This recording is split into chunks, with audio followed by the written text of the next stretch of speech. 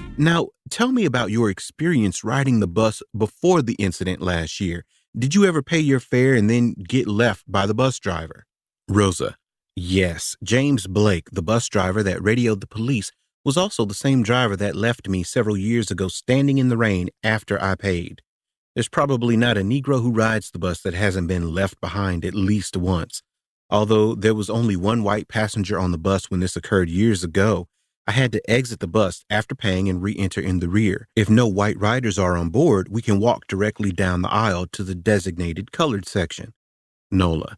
But last December, you decided not to sit in the rear in the colored section, and you took a front row seat. Rosa. No, I was sitting in the colored section that day. A crease appeared on Nola's forehead as she shook her head. Nola. Then why did the driver ask you to vacate your seat? Rosa.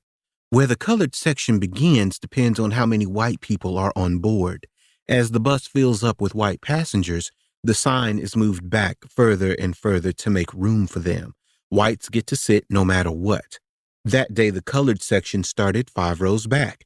The entire bus was full, which meant if I gave up my seat, I had to ride the rest of the way standing. Nola. Did you ever have to ride standing before? Rosa. Yes, often. Nola. So what made that day in December of last year different? What made you not want to comply? Were you tired that day? Rosa. That's what many people believe, but that's not true. I was not tired physically, no more tired than I usually was when a working day ended. The only tired I was tired of giving in.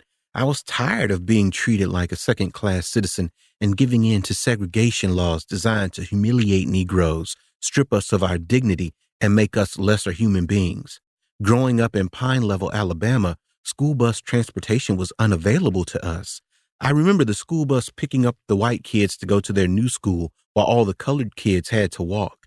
I'd see the bus pass every day, but that was a way of life. We had no choice but to accept that as the custom. The segregated bus system was how I realized there was a black world and a white world. But there's only so much injustice a person can take before they either go insane or fight back. And the more we gave in, the more we complied with that treatment, the more oppressive it became. I didn't want to go to jail, but I didn't want to be deprived of a seat I had paid for either. I guess it was the accumulation of years of mistreatment endured by my people that led me to refuse to give up my seat that evening. Earlier that year in Mississippi, 2 white men brutally murdered 14-year-old Emmett Till for supposedly flirting with a white woman.